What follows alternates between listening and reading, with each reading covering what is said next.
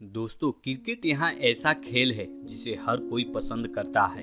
हमारे भारत देश के हर शहर के छोटे से छोटे मैदानों यहाँ तक कि हर गली मोहल्ले में खेला जाता है और देखा जाए तो यहीं से बड़े बड़े क्रिकेटर भी निकले हैं।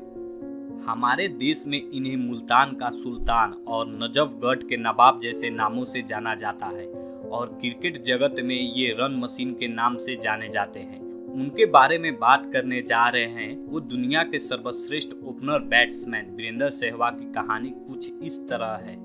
उनका जन्म 20 अक्टूबर 1978 में दिल्ली शहर में हुआ।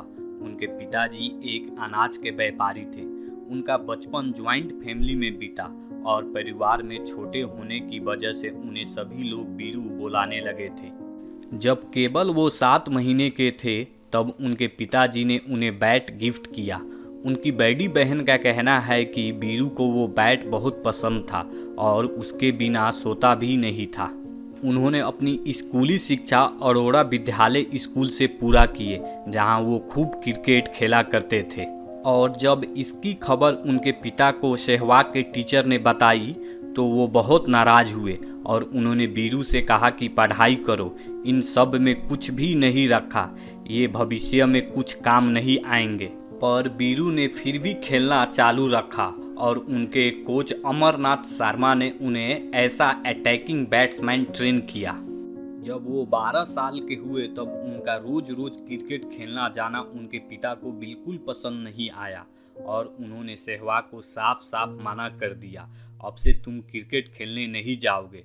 पर सहवाग की जिद लगी रही, इसीलिए गुस्से में आकर उन्होंने बीरू को एक चाटा भी लगाया, जिसकी वजह से सहवाग का दांत टूट गया।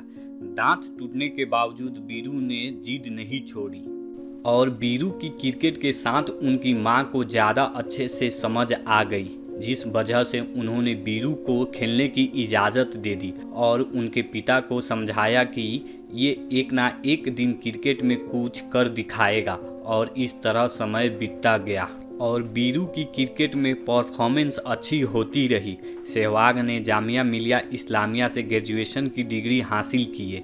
बीरू जवानी के दिनों में सचिन तेंदुलकर के बहुत बड़े फैन थे और उन्हीं की तरह बनना भी चाहते थे।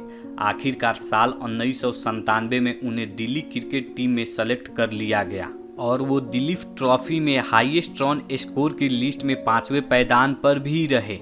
बीरू को अपना इंटरनेशनल डेब्यू मिला जब उन्होंने अंडर 19 टीम में साउथ अफ्रीका का टूर किया। वीरेंद्र सहवाग का पहला ओडीआई पाकिस्तान के खिलाफ था, जिसमें उन्होंने काफ़ी कम रन बनाए और बॉलिंग में भी कुछ खास नहीं कर पाए, जिसके वजह से उन्हें 20 महीने तक दोबारा ओडीआई खेलने का इंतजार करना पड़ा। फिर उन्हें दोबारा मौका दिया गया जिम्बाब्वे के खिलाफ, जिसमें 4th ओडीआई में उन्होंने धुआंधार बैटिंग का प्रदर्शन करते हुए ये साबित कर दिया कि वो भी किसी से कम नहीं है। उसी के लिए उन्हें मैन ऑफ द मैच का अवार्ड भी मिला। साल 2004 में उन्होंने आरती अलावत नाम की एक लड़की से शादी भी कर ली। फिर उन्होंने श्रीलंका के खिलाफ ओपनिंग स्लॉट में डाला गया, जिस मैच में उन्होंने मात्र 69 बॉलों में सेंचुरी लगा दी। हर मैच के साथ साथ वीरेंद्र सहवाग की परफॉर्मेंस भी अच्छी होती जा रही थी। खासकर उनकी परफॉर्मेंस हमेशा पाकिस्तान के खिलाफ जबरदस्त होती थी। फिर उन्होंने साल 2009 में सिर्फ 60 गेंदों में सेंचुरी बनाकर इंडिया फास्टेस्ट सेंचुरी का रिकॉर्ड भी बनाया, जिसकी वजह से इंडिया अपना न्यूजीलैंड के खिलाफ सीरीज भी जीत गई। फिर साल 2011 में उन्होंने अपना highest ODI score West Indies के खिलाफ बनाया, जो कि 219 रन है, वो भी सिर्फ 149 गेंदों में। इस समय पर उनकी और उनके आइडियल सचिन तेंदुलकर की बल्लेबाजी जोड़ी से दुनिया भर के बॉलर डरने लगे थे। बीरू ने गौतम गंभीर के साथ भी खूब समय तक बल्लेबाजी जोड़ी भी बनाई और इन दोनों पार्टनरशिप को साल 2011 वर्ल्ड कप में तो देखा ही था। साल 2011 में उन्होंने एक स्कूल भी शुरू किया, सहवाग इंटरनेशनल स्कूल नाम से, जिसका सपना उन्होंने और उनके पिता ने देखा था।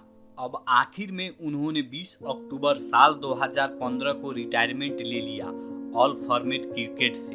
वो सिर्फ मैदान पर खड़े रहकर ही अपनी बल्लेबाजी से मैच की दशा और दिशा दोनों बदल देता था। ऑस्ट्रेलिया के पूर्व कैप्टन इयान चैपल ने वीरेंद्र सहवाग के बारे में कहा था, वीरेंद्र सहवाग टेस्ट मैच में 2 बार तीसरा शतक लगा चुके हैं। उन्होंने 228 वनडे मैच में 13 शतक और 36 हाफ सेंचुरी के साथ 7,380 रन भी बनाए हैं। सहवाग के खेल और देश का नाम रोशन करने के लिए भारत सरकार ने उन्हें अर्जुन पुरस्कार से भी सम्मानित किया है।